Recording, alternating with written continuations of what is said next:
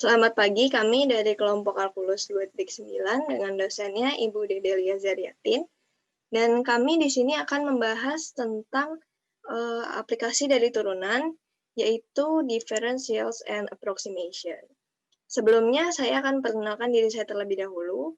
Nama saya Saskia Ramadhani Adityanisi, dan saya akan membahas materi ini terlebih dahulu, kemudian teman-teman saya akan menjelaskan tentang pembahasan soal yang ada.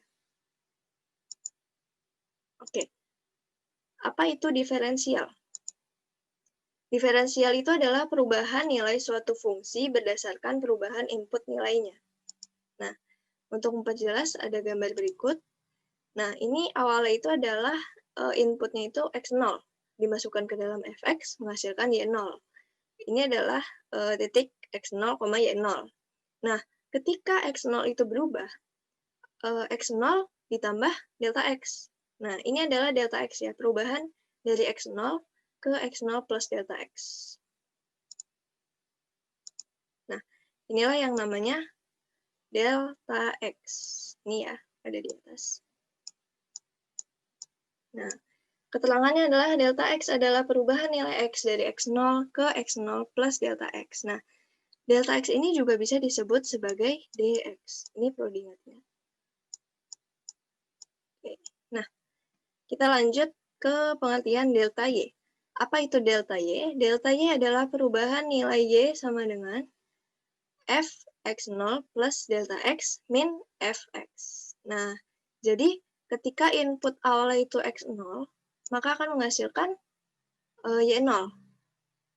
Di sini ya, memasukkan y0 di sini. Nah, apabila x0 itu berubah menjadi x0 plus delta x, nanti hasil itu akan di sini. Nah, ini dia. Nah, sementara apa itu delta Y? Delta itu adalah perubahannya, perubahan nilai Y. Nah, ini adalah delta Y. Jadi, cara menghitung nilai delta Y itu adalah fungsi ini dikurangi dengan yang ini. Oke.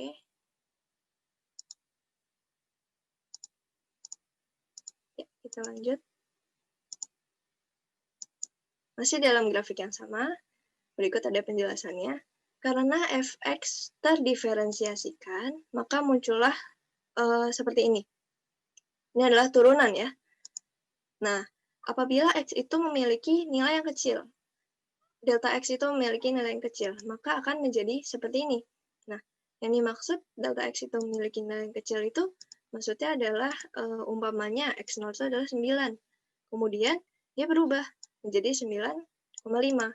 Nah, inilah yang dimaksud delta x-nya, 0,5.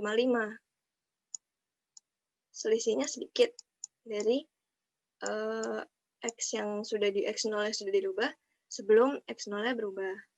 Nah, kalau sudah seperti itu, nanti akan menghasilkan seperti ini, persamaan baru. Nah, di mana ruas kiri adalah delta Y, yaitu perubahan Y yang sebenarnya. Jika X berubah dari X0 ke X0 plus delta X. Jadi, ruas kiri ini adalah delta Y, seperti yang tadi di awal ya. Fx0 plus delta X dikurangi Fx itu adalah delta Y, perubahan yang sebenarnya.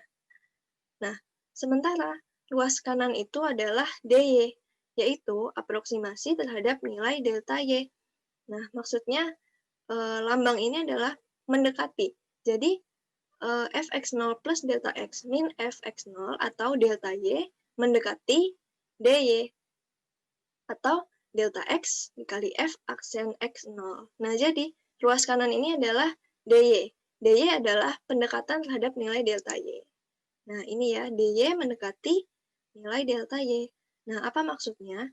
Jadi, kalau dalam grafik, kita bisa melihat ini dy, yang ini delta y. Nah, ini dy, ini delta y. Nah, di antara dy dan delta y ini ada, ini ada jarak. Di mana berarti nilai delta y ini mendekati nilai dy mendekati nilai delta y. Maka dari itu bisa disebutkan bahwa ini kesimpulannya, dy mendekati nilai delta y.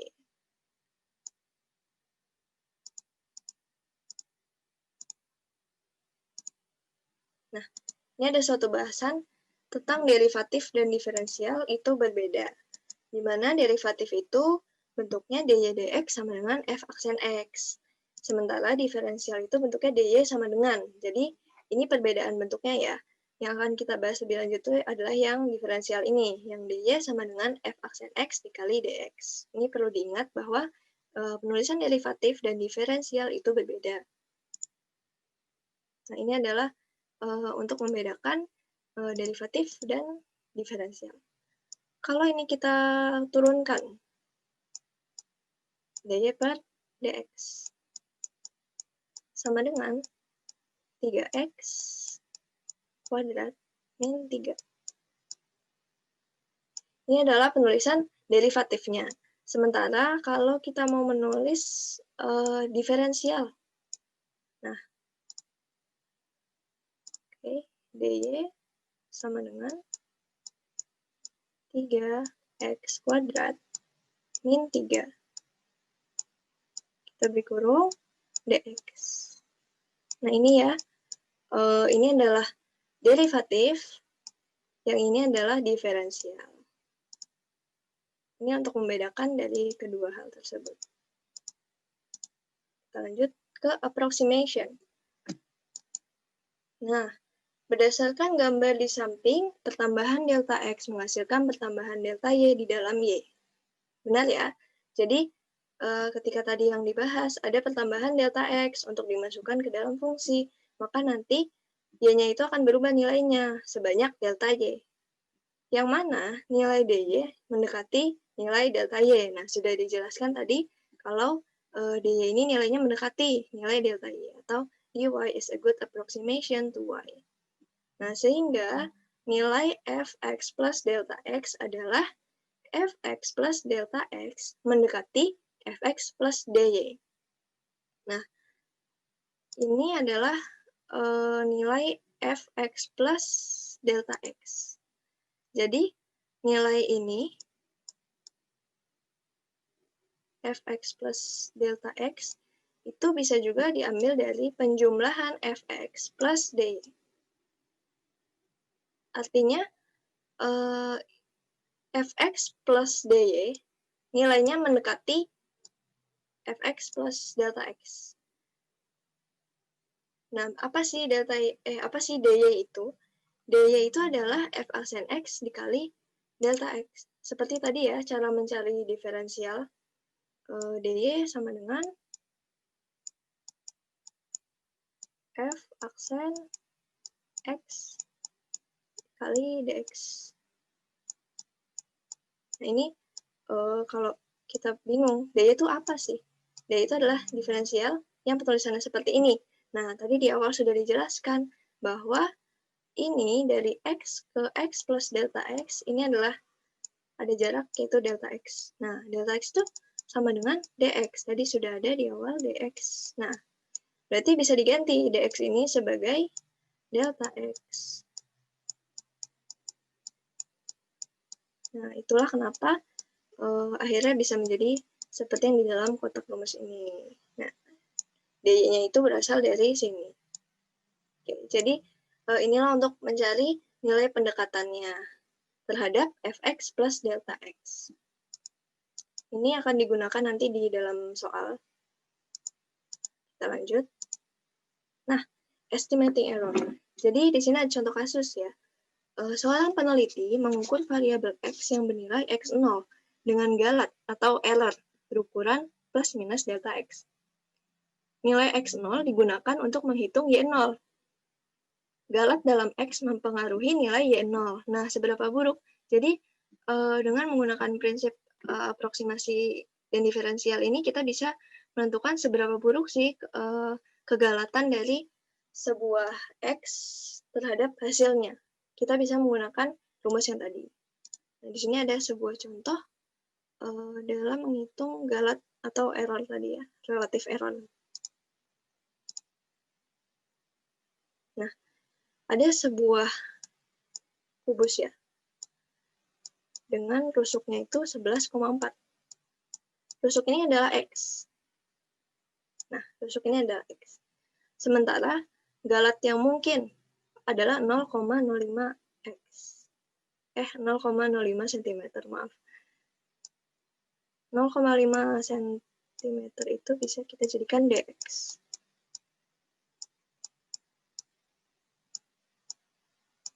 Yang mana tadi dx itu apa? Delta x. Nah, ini ya. Masih terbawa sampai penjelasan soal delta x sama dengan dx. Hitung volume kubus dan berikan estimasi untuk galat dalam nilai ini. Nah, pertama-tama kita tulis dulu nih, volume kubus itu rumusnya apa sih? Volume kubus adalah X pangkat 3. Nah, kemudian kita cari dV per dx. Kita turunkan. Nah, 3x kuadrat. Nah, bagaimana sih nulis diferensialnya itu adalah dV sama dengan 3x kuadrat kali dx. Nah, inilah untuk diferensialnya. Kita udah dapet. Nah, berikutnya kita hitung dulu volume kubus. Berapa volume kubusnya? Nah, ini tadi sudah sempat dihitung. 11,4 pangkat 3. Hasilnya itu adalah 1482. Nah, dari penjelasan yang tadi, bisa dipastikan bahwa delta V, perubahan nilai V ya, ketika, ini kan volume aslinya, tapi ketika ada galat, ini bisa aja dia berkurang atau bertambah. Nah, inilah kita mau menghitung perubahannya itu, karena ada error tadi sebesar 0,05. Ini adalah, ini mendekati ya, delta V mendekati dV. Nah, dV sama dengan, nah ini ada kan tadi sudah 3x kuadrat kali dx. Nah, kita masukkan nilainya yang sudah diketahui. 3x kuadrat, x-nya adalah 11,4 kuadrat. Nah, dx-nya 0,05. Tadi ya galatnya sebesar itu. 0,05. Nah, setelah dijumlahkan, nanti akan menghasilkan angka itu 19. dV-nya.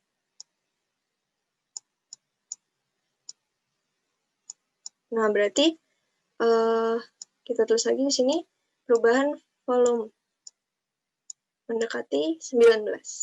Nah, perubahan volume itu mendekati 19. Nah, jadi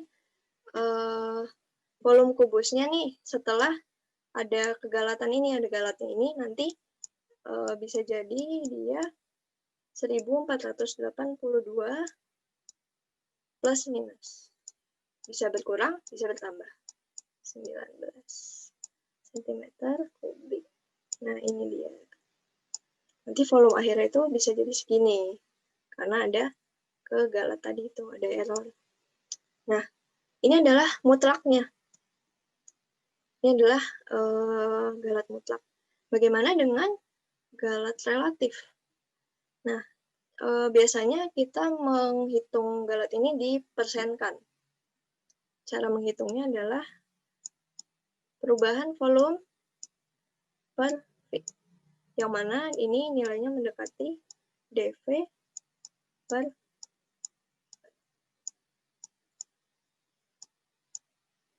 dV-nya tadi berapa? 19. Kemudian volume aslinya 1482. 1482. Setelah ini dihitung, hasilnya adalah mendekati 0,0128.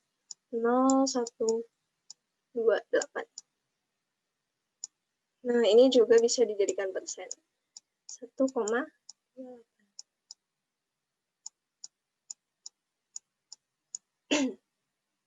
Nah, ini adalah galat relatif atau relatif errornya. Ini contoh pengerjaannya, dan ini yang mungkin lebih jelasnya lagi ya, lebih runtut. Nah ini ya, galat relatif kira-kira 1,28%. Itulah fungsinya menggunakan approximation dan diferensial ke dalam sebuah kasus. Yang terakhir ini adalah bahasan linear approximation. Nah, di sini ada sebuah fungsi ya, ada fungsi, ada fungsi yang mana ada garis juga, ada garis singgungnya nih. Nah, kita baca dulu. Jika F terdiferensiasi di C, maka dari bentuk kemiringan titik suatu garis, yaitu garis singgung terhadap F pada C, FC, diberikan oleh Y sama dengan FC plus F aksen C dikali X min C. Nah, jadi ini adalah C. Kemudian ada X di sini. Nah, ketika ada X di sini nanti akan menghasilkan nilainya kan di sini ya. Nah, bagaimana sih cara mencari nilai ini? Nah, cara mencarinya bisa menggunakan rumus ini, yaitu Lx sama dengan Fc plus F aksen C kali X min C, di mana X-nya itu adalah nilai yang di sebelah C ini. Sementara C itu yang memberikan titik singgungnya. Di sini ya, C dan Fc. Nah, ini rumus ini bisa digunakan untuk mencari F Lx yang ada di sini. Nah, rumus ini disebut aproksimasi linear terhadap fungsi f pada c dan merupakan aproksimasi yang bagus terhadap f ketika c, f ketika x dekat dengan c. Nah, jadi ini tuh bisa merupakan mencari nilai pendekatan yang bagus ketika x-nya itu letaknya di dekat dengan c. Oke, jadi bahasan materinya sampai di sini. Dan mari kita lanjut ke latihan soal. Terima kasih.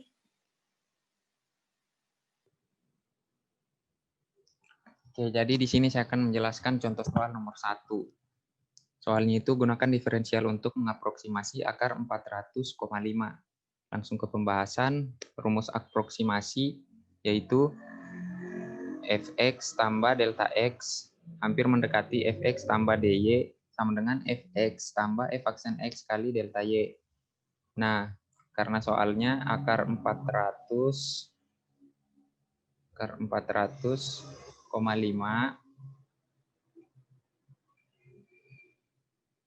Nah, di sini jadi kita buat pemisalan. Jadi fx kita misalkan menjadi akar x. Nah, selanjutnya kita cari f aksen x-nya.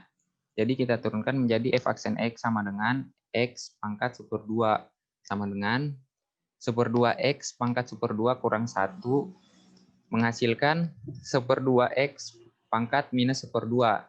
Nah, selanjutnya itu yaitu 1/2 kali 1 per x pangkat 1/2. Hasilnya itu 1/2 akar x. Nah, jadi f aksen x itu sama dengan 1/2 akar x. Nah, selanjutnya tinggal kita masukkan ke soal. Berhubung tadi jadi di sini kita misalkan lagi x itu sama dengan 400, x sama dengan 400, dan delta x itu sama dengan 0,5. Jadi tinggal kita masukkan f 400 tambah 0,5 hampir mendekati f 400 tambah f aksen 400 dikali 0,5. Nah, f 400,5 sama dengan akar 400 tambah 1/2 akar 400 dikali 0,5. Menghasilkan 20 ditambah 1/40 dikali 0,5. Nah, dari selanjutnya itu 20 ditambah 0,5 per 40. Menghasilkan 20 ditambah 0,0125. Yang menghasilkan 20,0125. Jadi hasil akhir dari soal akar 400,5 yaitu 20 di koma 0125. Sekian, terima kasih. Oke, setelah kita mendapatkan materi dari diferensial dan aproksimasi tadi, kita akan menuju ke pembahasan soal atau contoh soal. Dan berikut adalah contoh soal yang akan kita bahas. Nah, ini dia. Oke. Baiklah. Contoh soal ini itu adalah aproksimasikan volume dari bola yang memiliki jari-jari dalam itu 5 cm dan jari-jari luarnya itu 5,125 cm. Dan dari soal tersebut kita dapat menyimpulkan jari-jari dalamnya 5 cm, jari-jari luarnya 5,125 cm dan selisih antara jari-jari luar dengan jari-jari dalam adalah 0,125 cm. Oke, selanjutnya kita akan menuju ke pembahasan. Karena contoh soal tadi atau soal tadi meminta untuk mengaproksimasikan dari volume bola, maka di sini kita akan menggunakan rumus dari volume bola tersebut. Dan rumus volume bola adalah 4/3 VR pangkat 3. Dan dV-nya itu adalah 4 VR kuadrat kali dr. Lalu kita langsung masukkan rumus saja. 4 kali V kali 5 kuadrat kali 0,125. Lalu dV-nya 4 kali 3,14 kali 25 kali 0,125. Dan dV sama dengan 39,25 cm pangkat 3. Lalu sebelum itu, mari kita cari terlebih dahulu untuk volume bola dalam atau volume dengan volume bola dengan jari-jari dalam dan volume bola dengan jari-jari luar.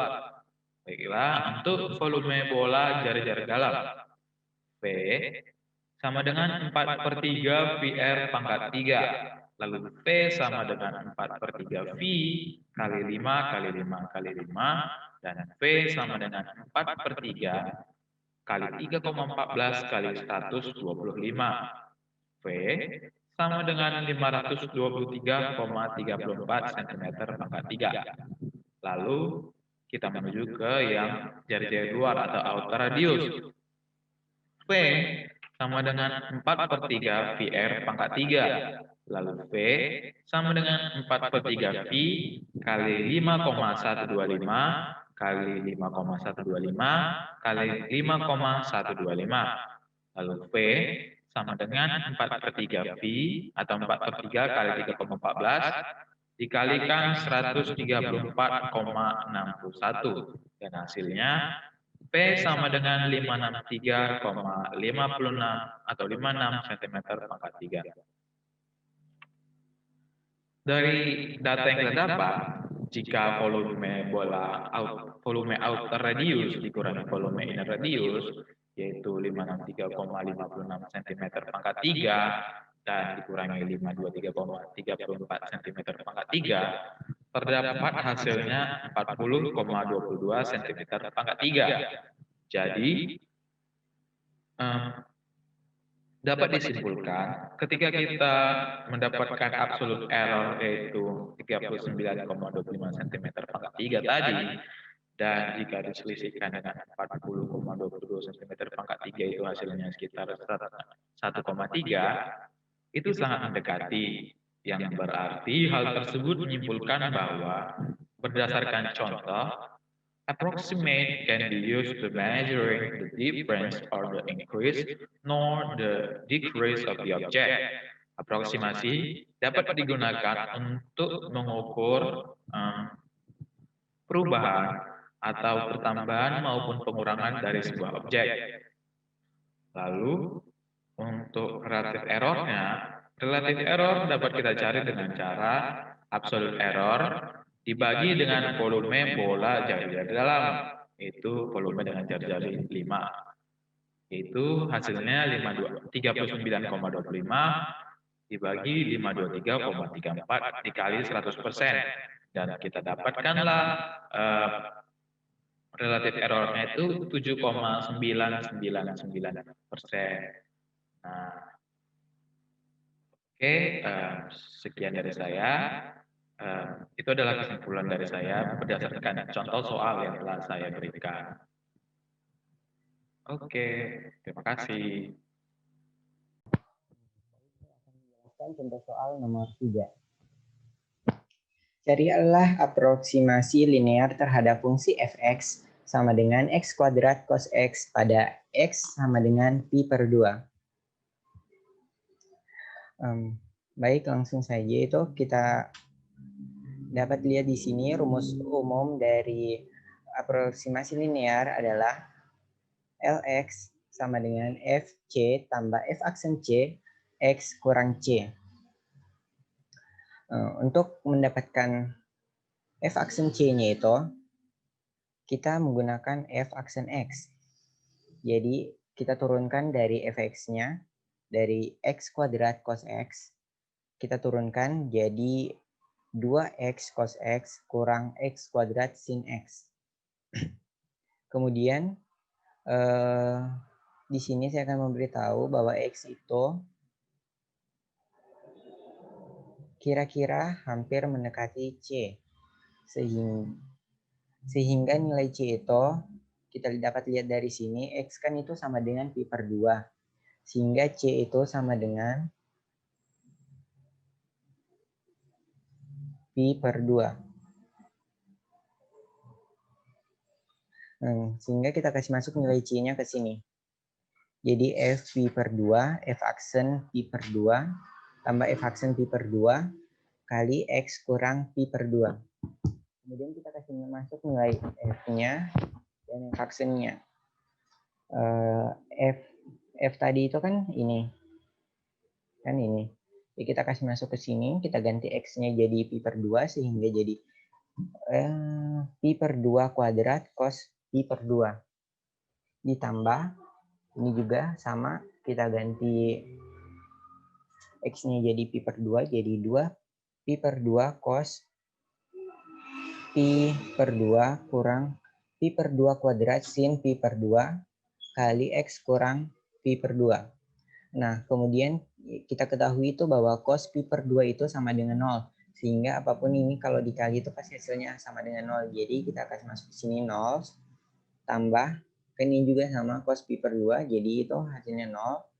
Kemudian dikurang pi per 2 kuadrat. Kenapa pi per 2 kuadrat? Karena sin pi per 2 itu hasilnya itu 1. Jadi kita kasih masuk min pi per 2 kuadrat. Dikali X kurang pi per 2. Nah, kemudian ini kita sederhanakan kembali jadi min pi per 2 kuadrat dikali X kurang pi per 2. Jadi aproksimasi linear dari fungsi fx x kuadrat cos x pada x sama dengan pi per 2 itu adalah ini. Oke, sekian dari saya. Terima kasih. Selanjutnya, contoh soal nomor 4. Soalnya itu, the diameter of a sphere is measured as 20 plus minus 0.1 cm. Calculate the volume and estimate the absolute error and the relative error. Diketahui kan diameternya itu 20. Nah, sedangkan kalau buat nyari volume itu dibutuhin jari-jari. Jadi diameternya itu dikali setengah, hasilnya jadi 10 cm. Terus yang 0,1 cm itu DR-nya. Karena itu termasuk masih diameter juga, jadi harus dikali setengah juga, jadi 0,05. Nah, volume bolanya itu 4/3 PR pangkat 3. Nah, kita masukin aja 4/3 pi dikali R itu 10 pangkat 3, hasilnya 4189. Tapi ini belum hasil volume bolanya. Nah, buat nyarinya itu, volumenya itu, kita pertama turunin lagi nih, volume bola, rumusnya diturunin. Jadi ini, 4 pi R pangkat 2 DR. Nah, masukin juga nih 4 pi R-nya 10 pangkat 2, terus DR-nya itu kan plus minus 0,05. Nah, hasilnya ini plus minus 62,8. Nah, delta V itu juga termasuk ke dalam absolute error. Nah, Terus gimana buat cari relative errornya? Relative error itu rumusnya pakai delta P per V. Kita masukin rumus kayak begini. Nah, habis itu tinggal dicoret aja. Pi sama Pi. Terus R pangkat 3 dicoret sama R pangkat 2. Nah, sisanya itu jadi DR per sepertiga kali R. Tinggal dimasukin. DR-nya 0,05. Terus per sepertiga kali 10. Hasilnya 0,015. Nah, ini udah dapat relative error. Nah, jadi volume bolanya 4189 plus minus 62,8 cm kubik. Absolute errornya 62,8 dan relative errornya plus minus 0,015.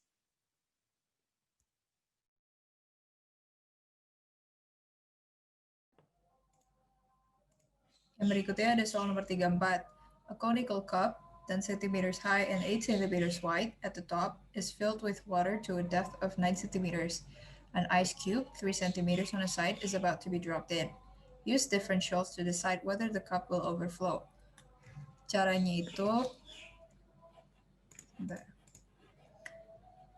from similar triangles.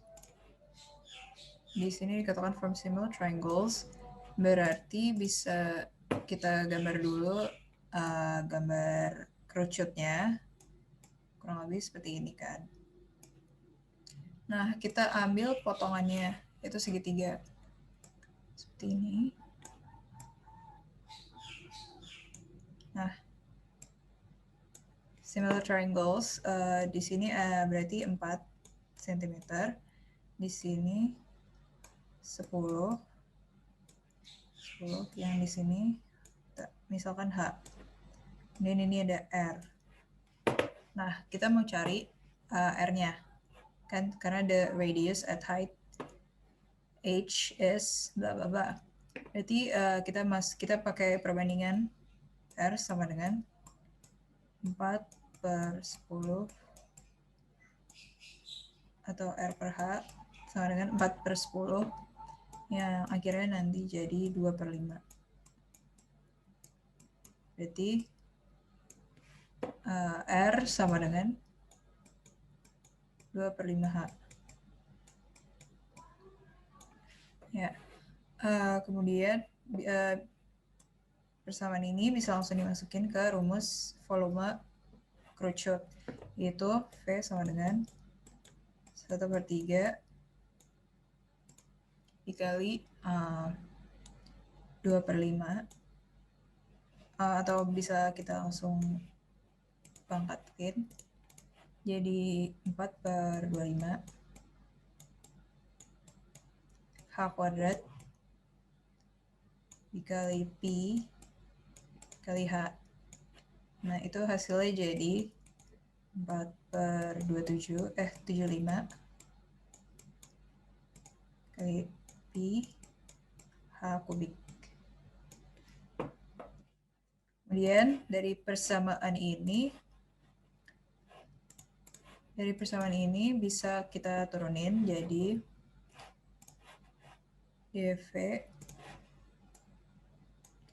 dV sama dengan 3 dikali 4/75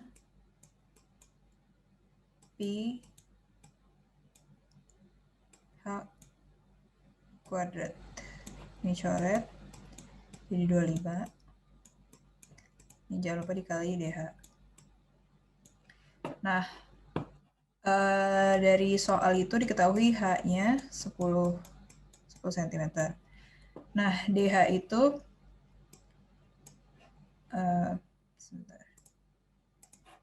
DH-nya itu min 1 karena dari tinggi 10 cm ini yang terisi itu hanya 9. Jadi DH-nya min 1. Kemudian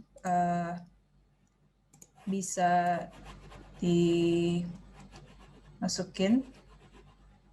ke persamaan, H dan DH-nya bisa dimasukin ke persamaan. Jadi nanti hasilnya bisa dilihat kurang lebih minus 50 cm kubik itu volume yang tersisa. Nah, diketahui volume dari ice cube ini 3/3 volume kubus itu 27 cm3.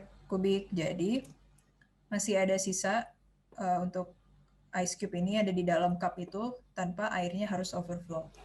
Sekian. Selanjutnya saya akan membahas contoh soal nomor 6. Di sini tertulis bahwa the angle theta between the two equal sides of an isosceles triangle measures 0.53 plus minus 0.005 radian. Jadi kalau misalkan digambar segitiganya itu ada segitiga sama kaki. Kemudian sudut di antara dua sisi yang sama besar, yaitu di sini theta, ini segini. Nah, the two equal sides are exactly 151 cm long.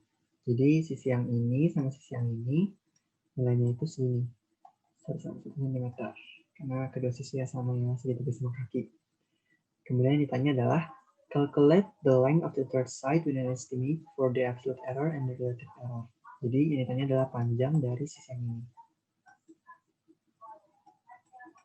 Apa sih sisi yang ini?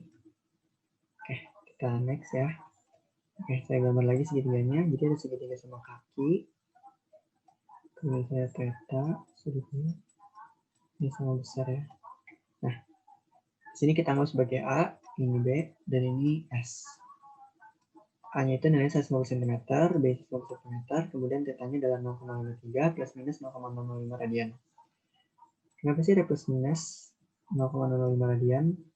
Jadi, kenapa kayak gitu? Karena ya emang nilai segitu. Tapi penjelasannya itu adalah, jadi nilai 0,53 ini kayak nilai tengah gitu. Karena dia itu ada batas atas sama batas bawah. Jadi nilai itu berkisar dari 0,525 sampai 0,535 radian. Dari itu kemudian kita cari nih S-nya, tapi kita cari yang nilai tengahnya dulu. Dengan menggunakan aturan cos. Aturan cos untuk mencari sisi ketiga kan dengan S kuadrat sama dengan A kuadrat plus B kuadrat min 2B cos theta. Kemudian kuadrat pindah ruas jadi akar. Selanjutnya kita masukkan A-nya 151, B-nya 151, dikurang 2B cos theta. Theta-nya kita masukkan dengan nilai 0,53. Kemudian tinggal ditambah kalkulator, dapat 79,0967. Kemudian dapat nih 0,097 ini itu nilai tengah dari S-nya. Tapi nggak selesai di situ karena nilai radiannya punya plus minus, jadi punya batas atas sama batas bawah. Nah, dari itu kita masukin S sama dengan ini dikuadratkan, kemudian ditambah jadi 45.602. Itu juga 2 ini sama 45.602 cos theta. Tadi kita tulis theta aja karena kita akan menurunkan S terhadap theta. Oke, turunan S terhadap theta itu kan kalau misalkan ditulis dengan notasi jadinya ds per d theta. Oke, nah itu berarti ds sama dengan kita mungkin lebih gampang kita turunan rantai kali ya.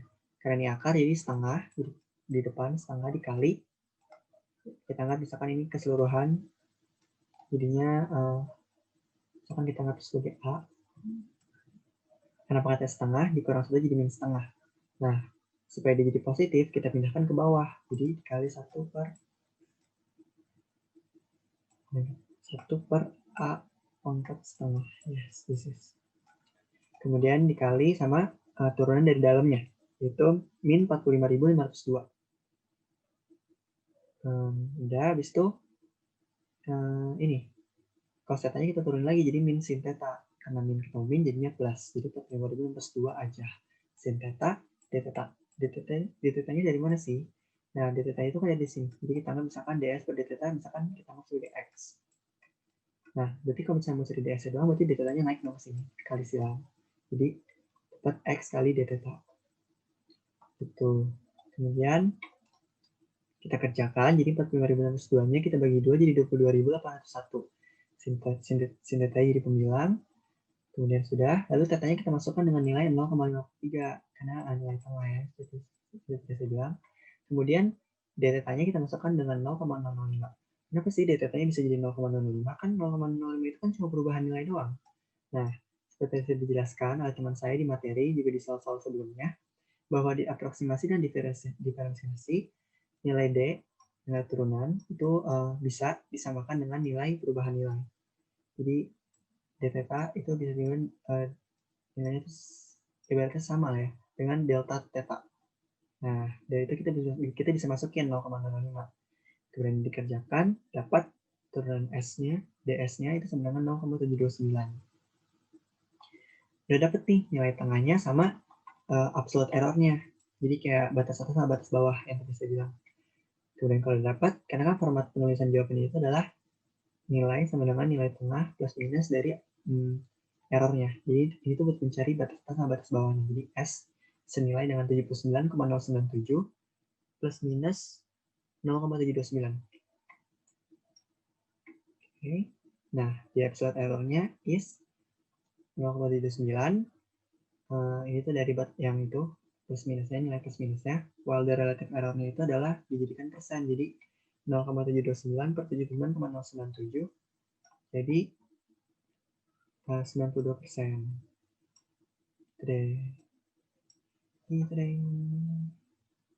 Selesai.